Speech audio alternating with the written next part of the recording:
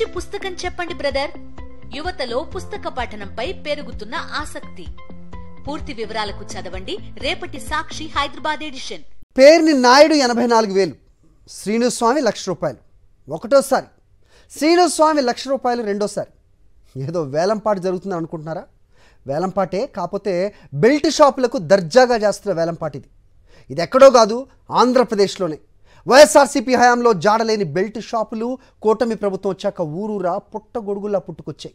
కూటమి సర్కార్ రాగానే రాష్ట్రంలో మద్యం ఏరులై పారుతోంది. బహిరంగ వేలాలు నిర్వహించి మరీ బెల్ట్ షాపులు ఏర్పాటు చేస్తున్నారంటే అర్థం చేసుకోవచ్చు రాష్ట్రంలో ఎటువంటి పరిస్థితి ఉందో. సమయాలతో సంబంధం లేదు. ఎంఆర్పీ ధరపై ₹20 ఎక్స్ట్రా ఇస్తే చాలు, మద్యం బాటిల్ చేతుల్లోకి వచ్చేస్తుంది. కూటమి ప్రభుత్వం వచ్చాక రాష్ట్రంలో అభివృద్ధి జరగలేదు, కానీ బెల్ట్ షాపుల అభివృద్ధి మాత్రం భేషుగ్గా జరుగుతోంది. కూటమి సర్కార్ అధికారంలోకి వచ్చాక మద్యం ఏరులై పారుతోంది. వీధికొక బెల్ట్ షాపు పుట్టగొడుగుల్లా వెలుస్తున్నాయి. ఈ వీడియో చూడండి, రాష్ట్రంలో పరిస్థితి ఎంత దారుణంగా ఉందో అర్థమవుతుంది.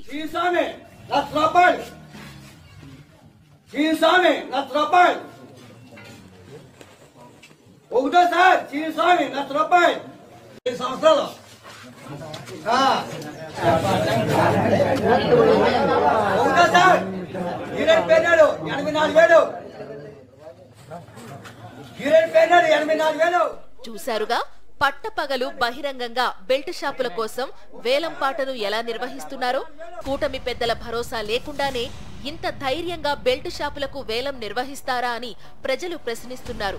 ప్రభుత్వ అసమర్థతను ప్రశ్నిస్తూ సోషల్ మీడియాలో పోస్టులు పెడితే అర్ధరాత్రి అయినా ఎగబడి అరెస్టులు చేస్తున్న పోలీసుల దృష్టికి ఈ వీడియో రాలేదా అని ప్రజలు నిలదీస్తున్నారు.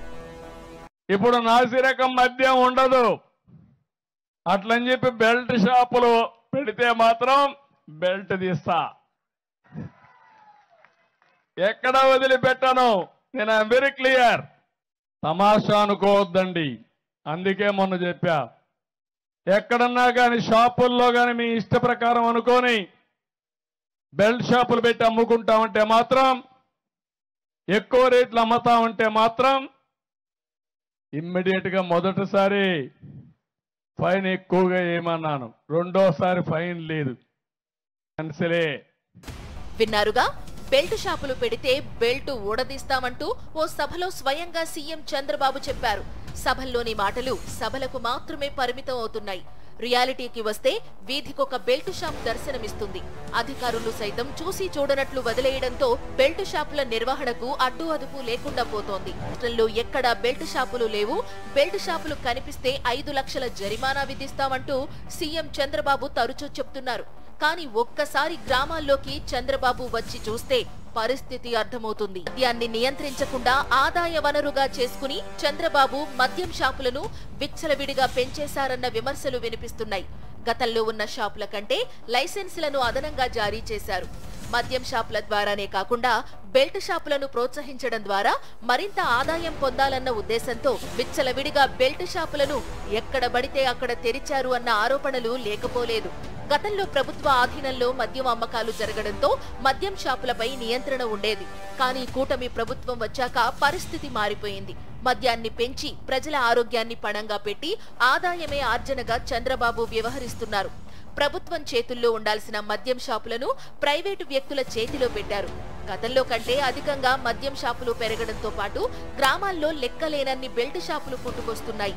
హోం మినిస్టర్ అనిత ప్రాతినిధ్యం వహిస్తున్న అనకాపల్లి జిల్లాలోనే మద్యం షాపులు బహిరంగంగానే దర్శనమిస్తున్నాయి. ఓ మారుమూల గ్రామంలోనే 300 మద్యం బాటిళ్లను ఎక్సైజ్ అధికారులు పట్టుకున్నారంటేనే అర్థం చేసుకోవచ్చు గ్రామాల్లో ఎటువంటి పరిస్థితి ఉందో అని.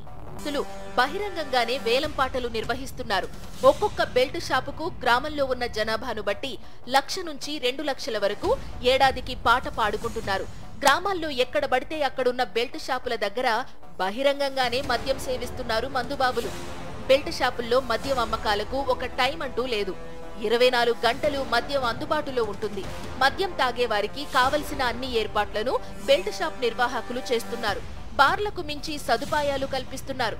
బెల్ట్ షాపుల రాకతో ఎనీ టైం మద్యం దొరుకుతుంది మద్యం ప్రియులకు. ఒక్కో మద్యం బాటిల్ పై డిమాండ్ బట్టి 10 నుంచి 20 రూపాయలు అదనంగా వసూలు చేస్తున్నారు బెల్ట్ షాపు నిర్వాహకులు. ఇంత జరుగుతున్నా కనీసం బెల్ట్ షాపుల వైపు కన్నెత్తి కూడా చూడటం లేదు ఎక్సైజ్ అధికారులు. దగ్గరుండి కూటమి నేతలే బెల్ట్ షాపులను నిర్వహిస్తుండటంతో చర్యలు తీసుకోవడానికి వెనకాడుతున్నారు పోలీసులు. సమయంతో సంబంధం లేకుండా మద్యం విచ్చలవిడిగా దొరుకుతుండటంతో చిన్నపిల్లలు, మహిళలు తీవ్ర ఇబ్బందులు పడుతున్నారు. గ్రామాల్లో 24 గంటలు మద్యాన్ని యథేచ్ఛగా అమ్మడం వలన ప్రజలు మద్యానికి బానిసలవుతూ కుటుంబాలను నాశనం చేసుకుంటున్నారని ఆవేదన వ్యక్తం చేస్తున్నారు. వచ్చిన ఆదాయంలో ఎక్కువ శాతం మద్యానికే ఖర్చు పెట్టడం వల్ల గ్రామీణ, పట్టణ ప్రాంతాలు అనే తేడా లేకుండా కుటుంబాలు ఆర్థికంగా చితికిపోతున్నాయి అంటున్నారు. నాణ్యమైన మద్యం అంటే 24 గంటలు మద్యాన్ని అందుబాటులో ఉంచడం కాదని, మద్యాన్ని నియంత్రించాలని డిమాండ్ చేస్తున్నారు.